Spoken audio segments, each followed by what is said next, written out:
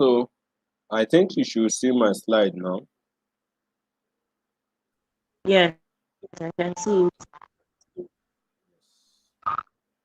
So just like I mentioned yesterday, um, one of the very aspect of data that we are going to be dealing with today is assessing normality of a particular of data set.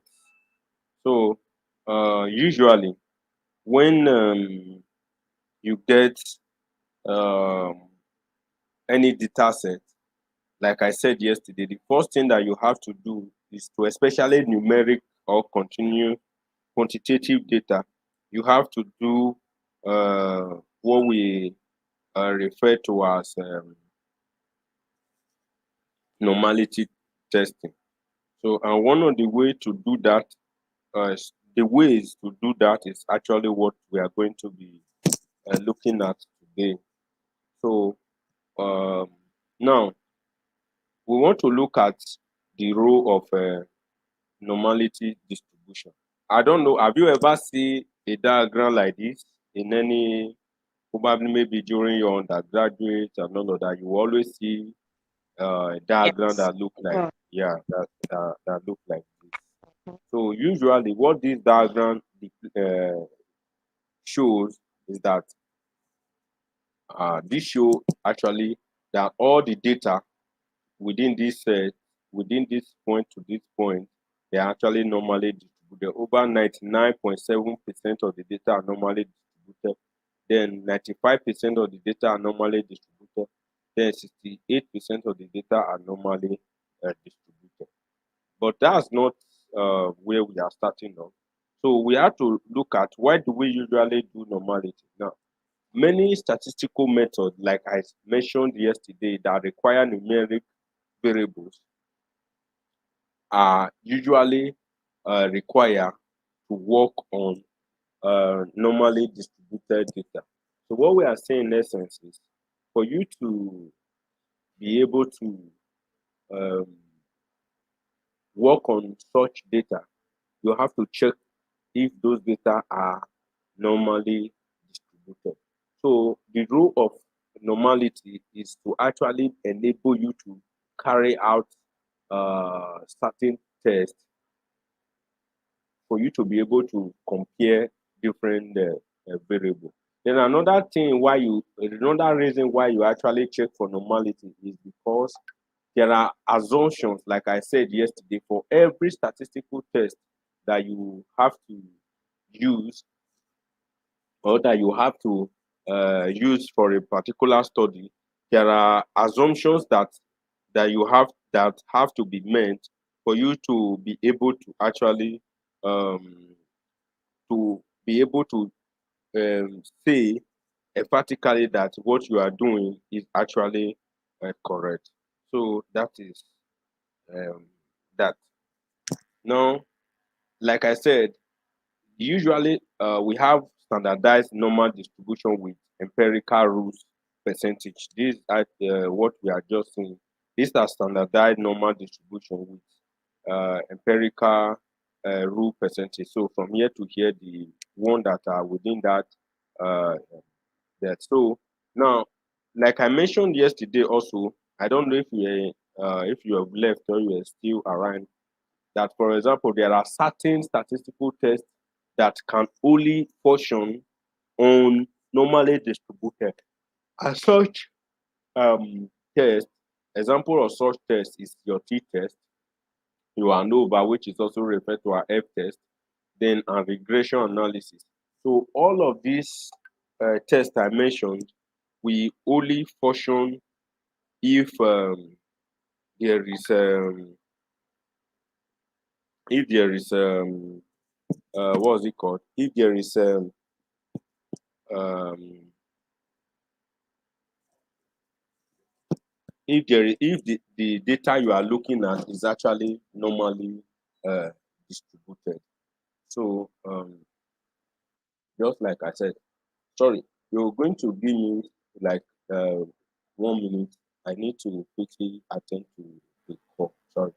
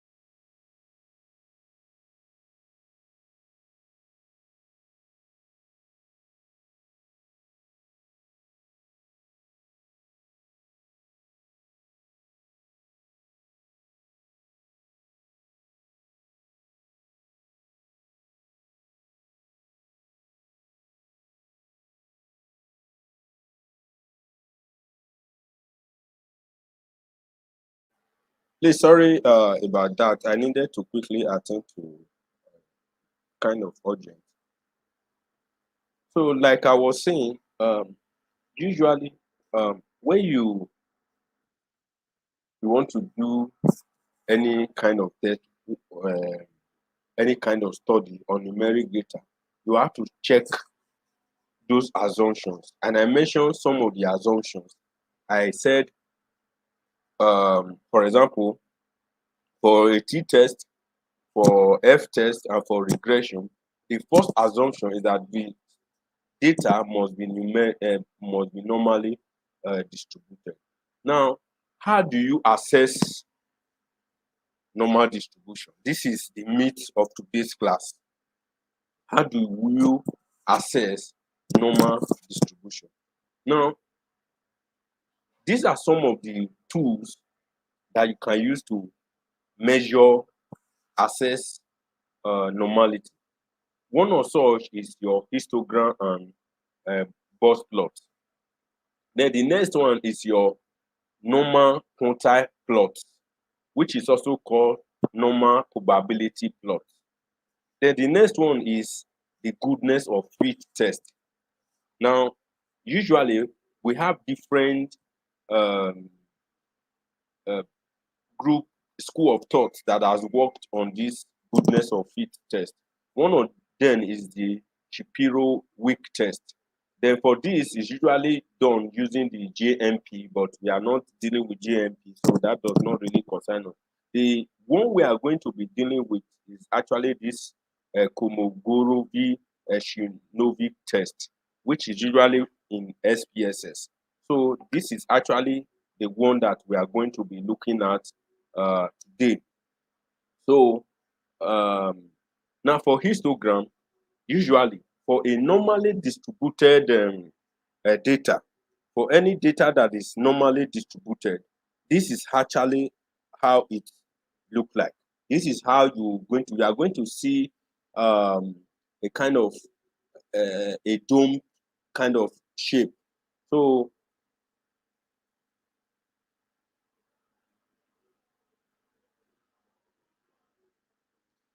you're going to see um, this is what you will always see.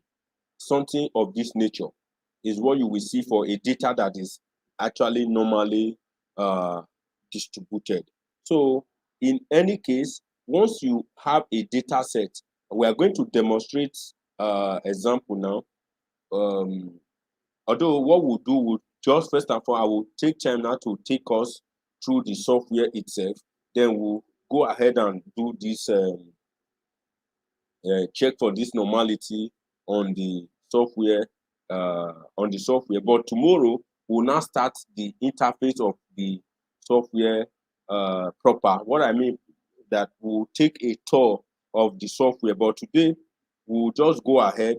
I will load in some data. Then we'll check for normality since we are dealing with normality. Then you will see how you can actually test for normality in any data set. So now what we are saying is that this data is actually for cholesterol.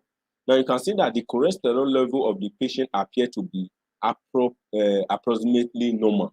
Now what we mean by approximately normal, you can see that the data around this place, the way of distribution is kind of in order. You see the one here, there are also some here. It's not like there is not concentrated in one direction. Is normally distributed across.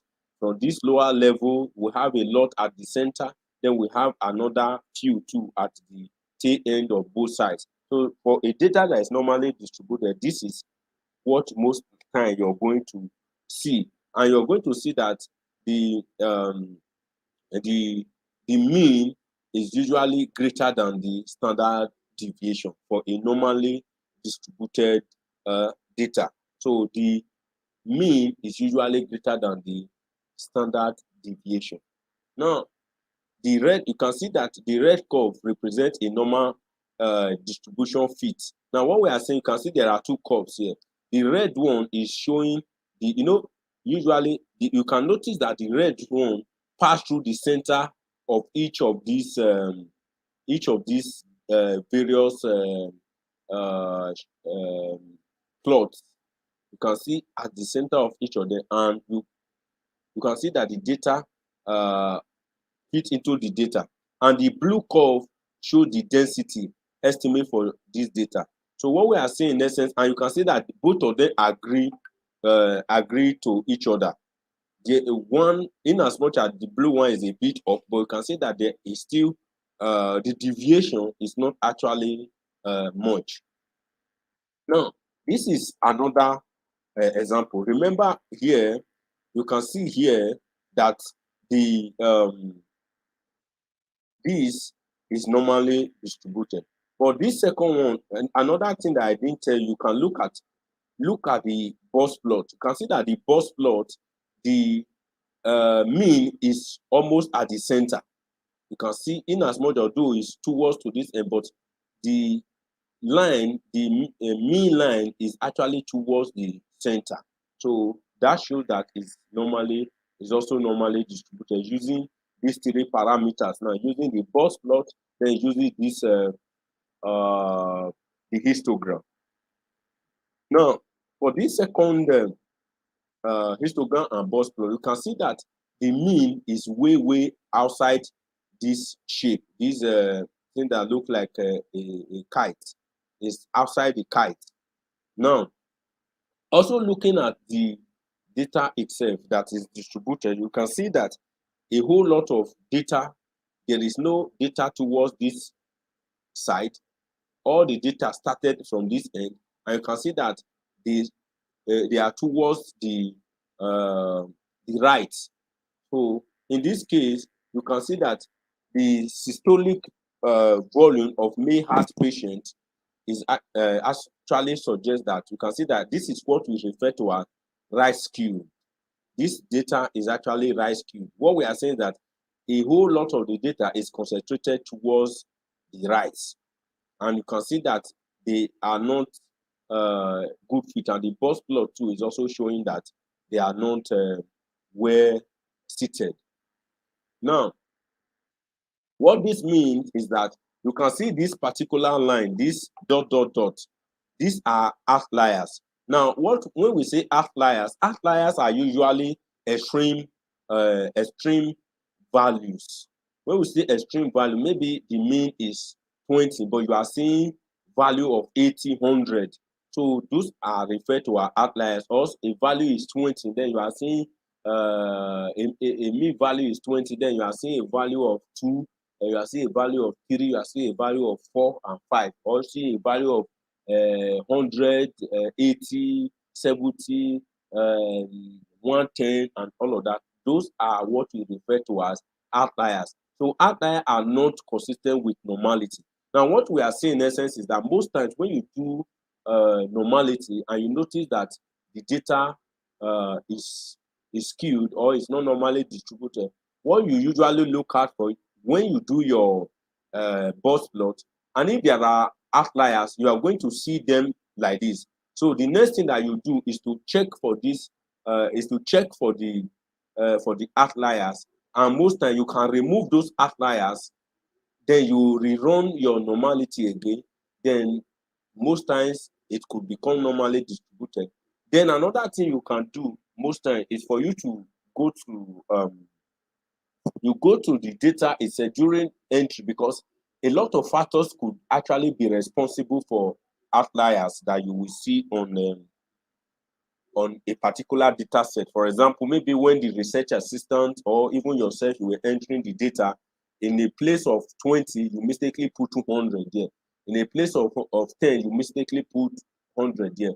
Or in a place of even 100, you mistakenly put 10 there. So those are some of the things that could be responsible for outliers. So that's why when you notice an outlier in a particular data, what you do is that you go back to the data itself and check the entry.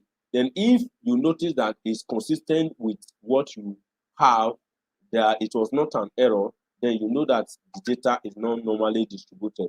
Then that will now inform the decision that you're going to take to know the next line of action that you are going to take in this regard. Now, yes, when we talk about normal quantile plot, basically what this does is actually to compare the spacing of data. So that you will know what you expect to see in terms of spacing if your data were normally distributed. Now, this is example of normal quantile plot. Now, you can see that few of these data are within this axis. Then few of these data too are within this axis, while a lot of the data is actually concentrated at the center. So in this kind of normal quantile plot, it shows that the data is actually normally distributed in any case. Now, another thing, some of the important points that you will note is that if you plot data versus normal, as on the previous slide, the slides I have shown you, if it's downward bend, then it means that it's left skewed. Then if it's upward bend, it shows that it's actually right skewed. So if you plot normal versus data, then the downward bend, this is like the opposite. So if the data versus normal, then if the bend is downward, then it's left skewed. But if it's upward bend, then it's right skewed. But if you are plotting normal versus data, then if it's downward bend, then it is right skewed. Then if it's upward bend, it is left skewed. So you need to look at the orientation of the plot for you to actually know if what is right skewed, or what if it's right skewed, or if it's left skewed. So, like I said, when you are testing for normality, there are certain assumptions you will have to put down. Now, what I'm saying in essence is this: when you want to run normality, now you have to make assumptions. You have to state certain hypotheses. Now, one of such is your known and alternate hypothesis. So your known hypothesis is that the distribution is normal, while the alternate hypothesis is that the distribution is not normal. Now, you know that these two hypotheses, you have to accept one, then you have to reject the other. If you are accepting known hypothesis, then you are rejecting alternate hypothesis. Then if you are rejecting known hypothesis, then you'll be accepting alternate hypothesis, as the case may be. Now, common tests of normality include, now I have mentioned before, we have the Shapiro-Wilks, and then we have the Kolmogorov-Shinovi. Now, we have a lot of others, but usually these are different school of thought do not usually agree most time, but the one that is generally accepted is actually the Kolmogorov Chino rather. Now, we want to, like the previous slide on the systolic volume that we checked just now, then we want to check the normality of that data. Now, your known hypothesis will be that the distribution of systolic volume is normal, while the alternate hypothesis will be that the distribution of systolic volume is not normal. Now, it could be that you are working on malaria test, working on microbial density or cholesterol, as the case may be. You can say the distribution of cholesterol of me patient is normal, or why that would be for the non hypothesis, while the alternate hypothesis would be that the distribution of cholesterol, make cholesterol is not normal. So you will now go ahead and do your test. Now, this is what you will always see when you run your Chinovi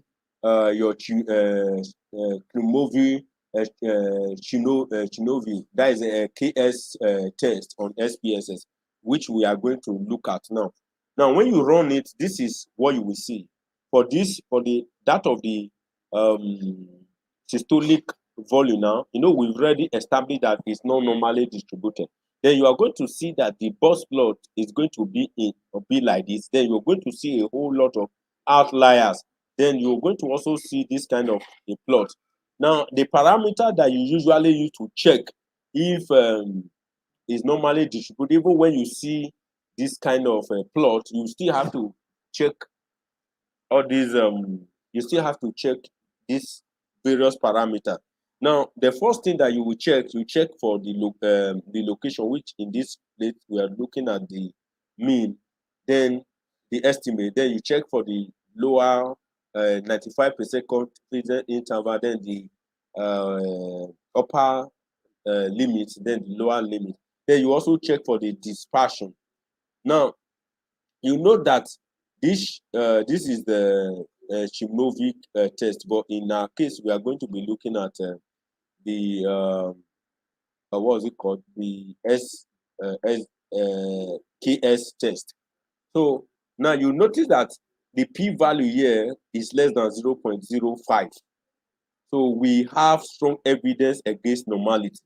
Now, if it's normally distributed, it shows that p-value will be greater than 0.05. So meaning that there will not be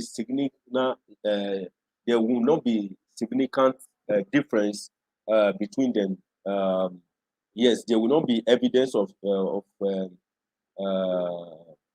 the p-value rather will not be less than 0.05. But if it's normally distributed to be greater than 0.05. So in this case, you can see that the p-value here is greater than 0.05. So in this case, we are going to the data that is we are saying that we are going to reject the null hypothesis, then we'll accept the alternate hypothesis. So you can note here that the data is from the normal distribution. So p-value, small p-value reject null hypothesis. So in this case, we are going to reject null hypothesis. And what was the null hypothesis? That the distribution of systolic volume is normal, which is not correct in this case. Now, another okay, this is for the what is it called? This is the Chimovic aspect of the data, the KS test. So now for cholesterol, we now want to check for the cholesterol. Now,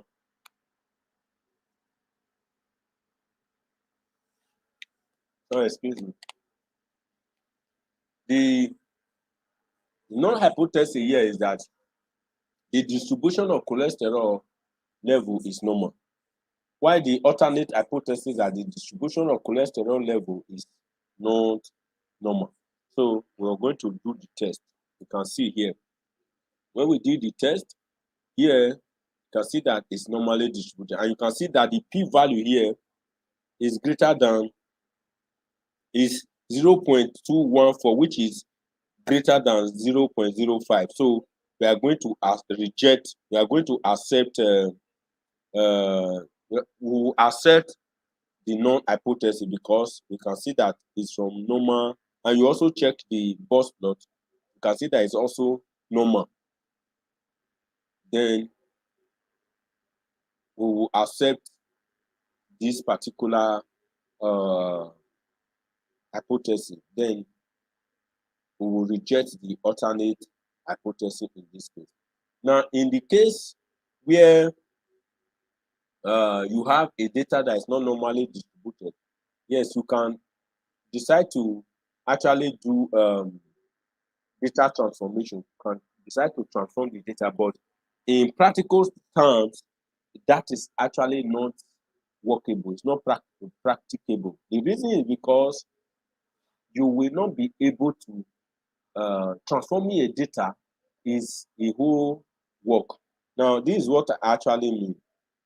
Assuming you have a data that look like this, you can see a whole lot of data on this end, but you have few data here, then there's no data here. So what you are trying to do is to actually try to make up the data to be constrained. And the way through which you do that, you can see that this is right. Then you have to start you can see all the transformation that you are supposed to do. So you have to start looking for square root, log of this and log of that. And when you finish analyzing all your data, you still have to come back and convert back. So it's not something that is workable. That's why there is an alternative. So if the data is not normally distributed, then you go ahead and use and do what we refer to as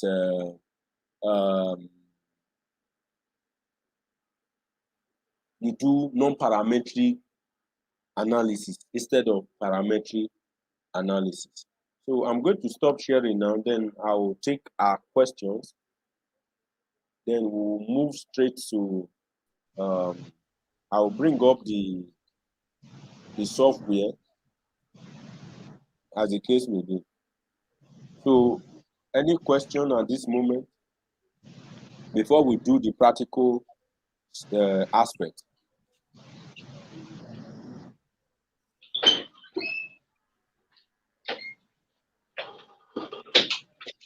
Hello?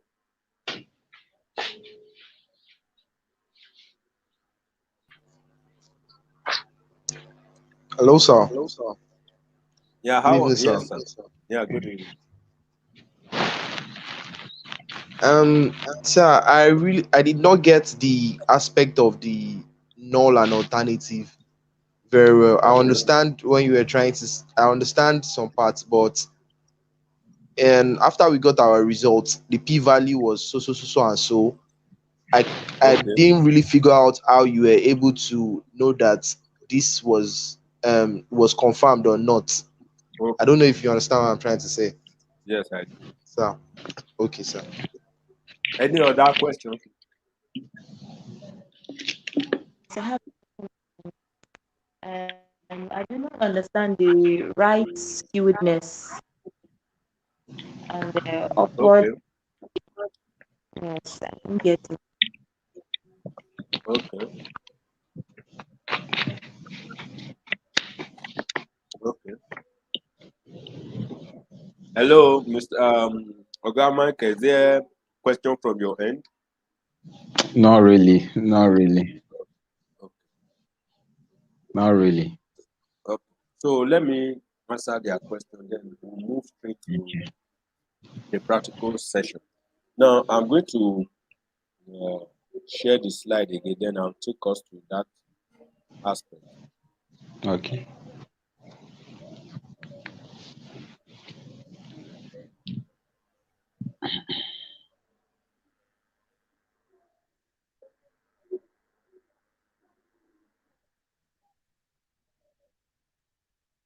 Okay. I think for peace, this was where peace question is. Now, what I was saying in essence is for you to determine skewness, um, whether is the right skewed or left skewed, there are certain things that you have to do. Usually, when you do your plotting, your data, when you plot your data, now this is example of yeah, something like this. When you plot your data, this is how usually or something. Let me move up. Okay. Now, when you plot your data, this is usually what you will see on histogram plot, but not just histogram. There's actually another plot that is referred to as normal quantile plot. So under that normal quantile plot, the data you are plotting is usually versus normal. There's the software will generate what he think is normal. Then if you are plotting your data against the normal and there is a downward bend, then it is left skewed. But if you are plotting your data, if it is upward bend, then it's right skewed. But if you are plotting normal against data, then downward bend is not equals to right skewed, while upward bend is equals to left skewed. So it's just like uh, an inverse of each other. So if you are plotting data against normal, upward bend, downward bend is left skewed. But if you are plotting normal against data, then the downward bend will be right skewed. So in the event that you are plotting data against normal and is an upward bend, then it is right skewed. But in the event that you are plotting normal against data, if it's right, if it's upward bend, it will be left skewed. So I don't know if peace, if you have gotten that. I think this is just like a principle. Yes, it's a principle actually. Yes, Okay. Okay. yes. Now let me go Yes, I to think okay. I think if I look at that slide, okay, I think the slide that is showing blue Is it, and red. The red one is the normal one. yes, So the blue one that went a yes, little to the left skewed, right? yes. Because Is the this data was plotted against is normal. this All right. is Yeah, this plot you are talking about?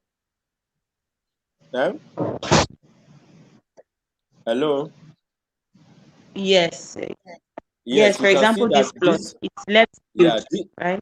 no, this is right skewed. You know, this is normal histogram plot. This normal histogram plot. The principle that I just explained is when you are looking at normal quantile plot. That is another kind of Yes. plot. So this is the right skewed. This is right skewed. Why this is normal is normal. It's not you can see that there is no evidence of skewness to anywhere here. Normal graph. Yes. So now for that of Mr. Ali, now what the principle here is that when you run your KS test on SPSS and the p-value that you get is greater than 0.05, it is normal. it shows that the data is normally distributed. But if it's less than 0.05, it shows that it's not normally distributed. Now, usually in research methodology, under hypothesis testing, usually for every research you have to you have to state your hypothesis that you are testing. For every statistic that you're going to do, there are hypotheses that you're going to be testing. Now, and there are usually there are two types of hypotheses. You either have a known hypothesis or you have an alternate hypothesis.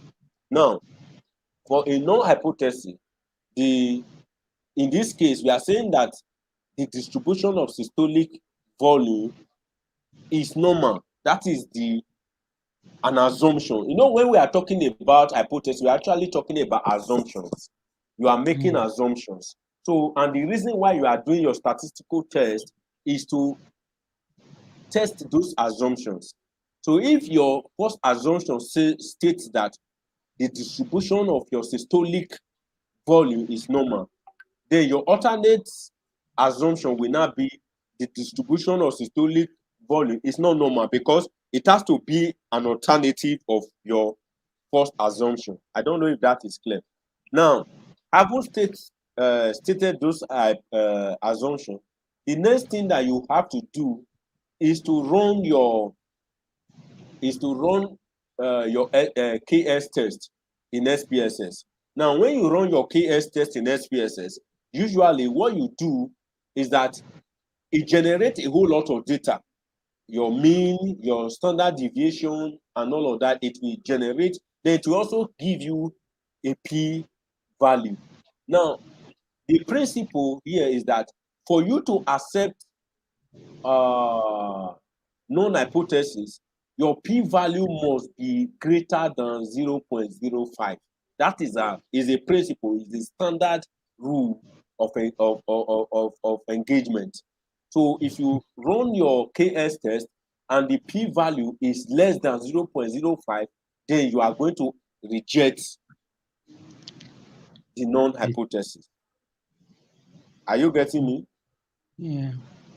If you Yes, run your sir. KS test, if your p-value is less than 0.05, then it shows that there is a significant difference between the data and the normal and the mean value of the data. So what you do in this sense, then you reject the known hypothesis, so then and accept the alternate hypothesis. Is that clear? Yes, sir. Okay. So that's basically what it is. So I'm going to stop sharing now. Then I'll pull off. I don't know how many of us has been able to download the software.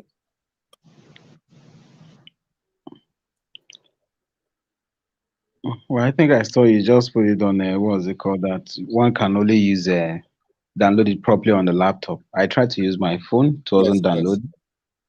Or Thank I you. downloaded it, wasn't opening. No, if you are able to download it, what you just do, you can transfer it to your laptop, then you install it. Okay, okay. Uh, I downloaded, I tried to open it, but it wasn't opening. So it will not maybe open on the phone because it's a Windows software, so it will not open on the phone. okay, no problem then. No problem. So maybe I'll have to take it to the laptop, then try it there. Okay. Thank you very much. All right. So what I'm going to do now, I don't know, Mr. Ali, have you been able to download the software? Yes, sir. Been able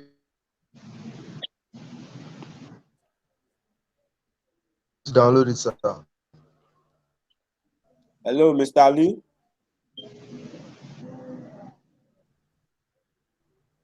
Hello, sir. Mr. Ali.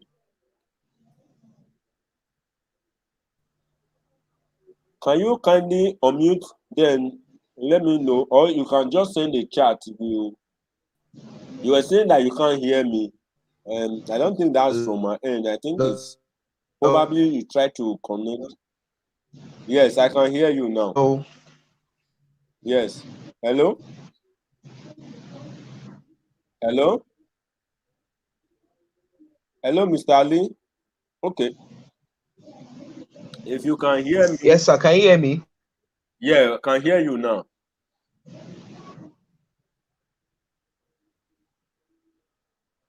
We can hear you. Can you speak? I'm sure it's a network problem.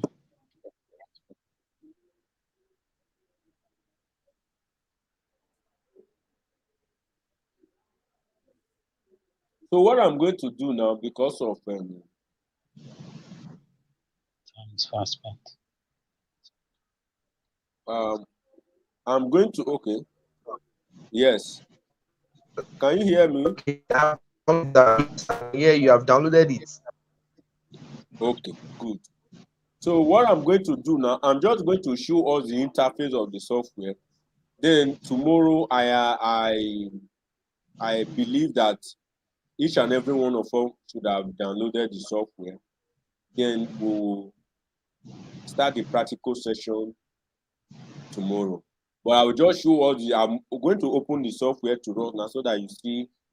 I'll show us the interface, because it will not make sense if I should go ahead now and start running that normality test and then without introducing you people to the software proper.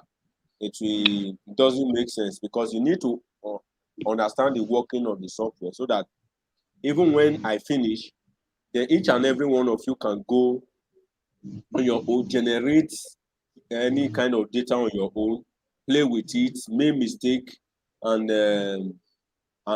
you will come back with questions, because that's how you learn. When you play with it, then you make mistake, then you can you come back, then we'll be able to correct you.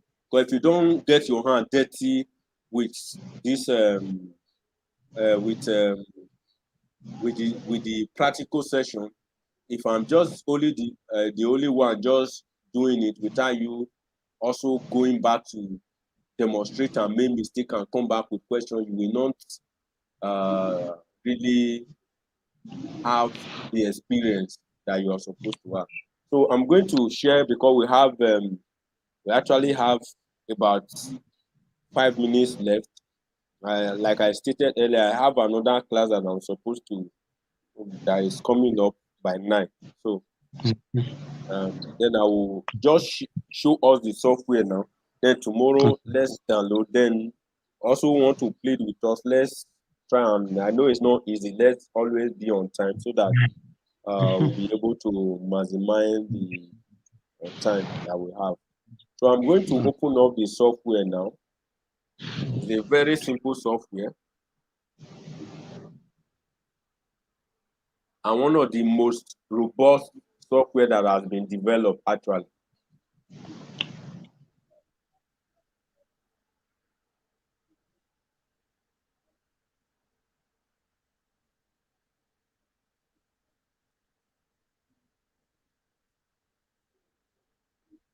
So I want to close it and open it again. Yeah. Okay.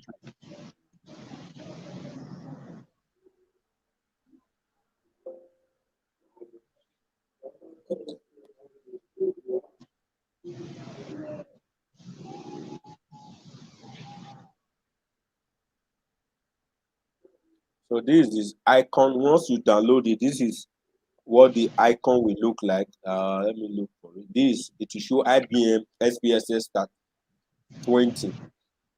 So what you just do, just the way you open your normal software, then Double. it will open like this. Then it will come up like this. Then you can OK this. Then now usually this software usually have three interface. Three interface. We have the data view, we have the variable view, Then we have the output view. Are you with me? Okay. Data view, variable view, then we have the output view. Now, the data view is where you enter your data, if you are going to enter the data. While the variable view is actually where you define a whole lot of things. The output view is where the results of whatsoever your graphs, your tables are going to be generated from the output view. So whatever you are doing on the data view and the variable view, the outcome, you will be seeing the outcome on this output view. So that's basically how the software look like.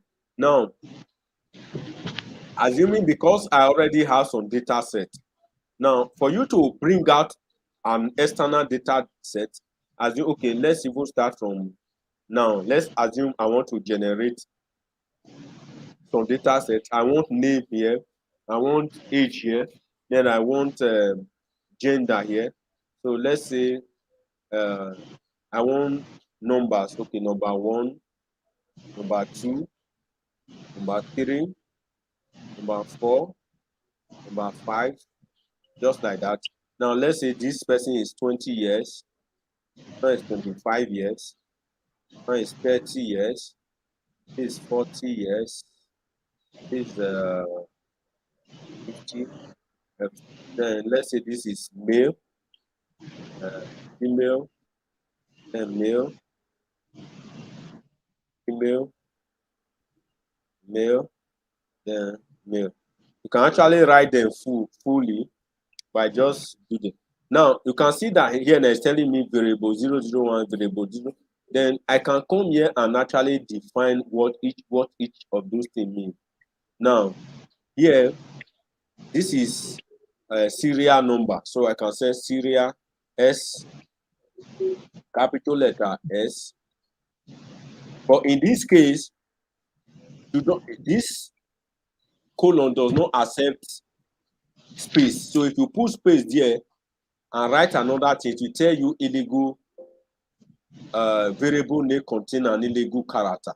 Now that illegal character is the space. So whatever thing you are going to write, is either you use underscore. Then, so this is serial number. Now this is the second one was age. So let's say age. Now if you want to say age of participant, you have to say underscore participant.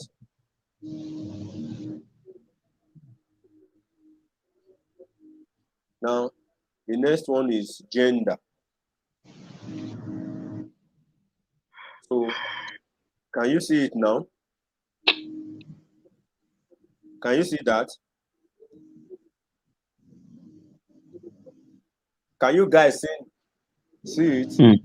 Yeah. Okay. Hello, sir. Yes. I'm sorry. I was unable to open the output output view. Sorry.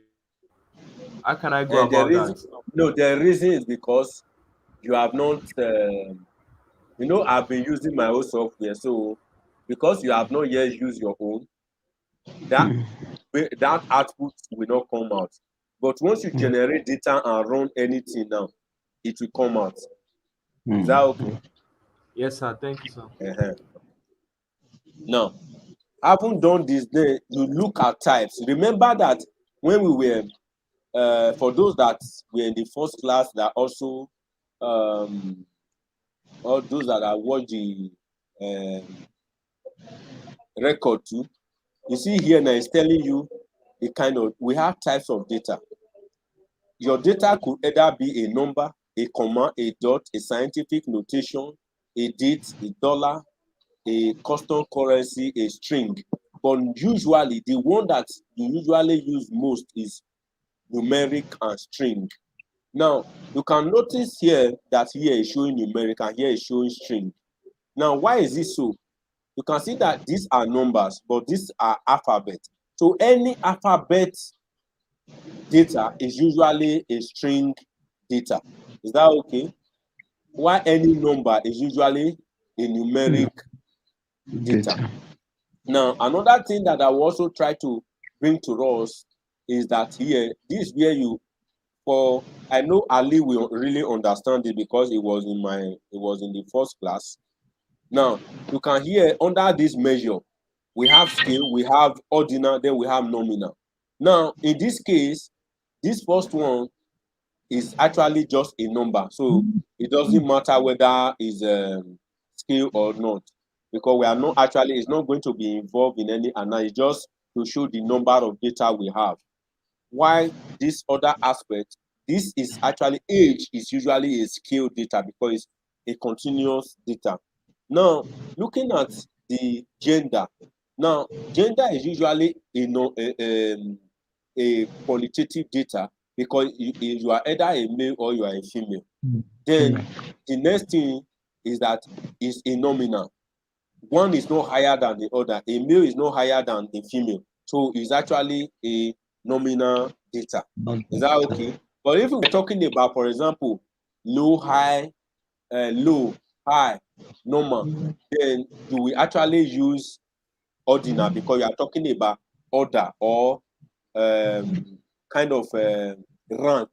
So anything that has to do with rank, you use order. You can even see it showing graph, low, medium, high, as the case may be. So anything that has to do with order or with rank, you use order.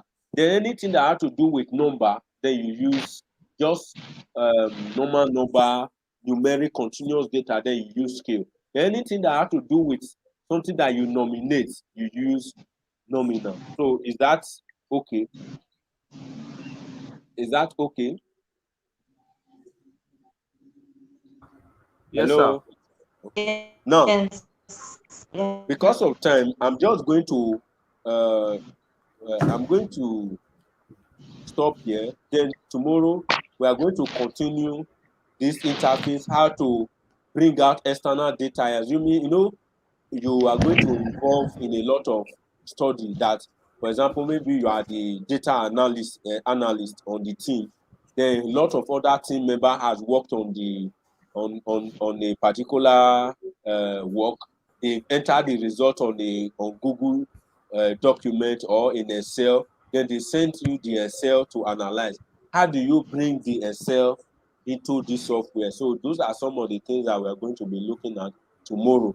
Then it's when we have been able to bring in our data, then that's when we'll now be talking about how to check for normality and all the likes. Because if you have not bring in your data, you cannot even check for anything. So you have to know how to bring in your data for you to actually then know how to transform the data, code the data, then you now check for normality of the data, then before you can proceed. So I'm going to stop sharing now, then we'll continue tomorrow, God's willing. Thank you. Thank you very much. Thank you. Yes. Thank you. Thank you very much, sir. Yes. So we'll continue tomorrow, same time, by the grace of God. Okay. Thank you so Yeah, see much. you guys tomorrow. Yes. All right. Good night to you too. Good night. Good night. Good You night. too. Yes.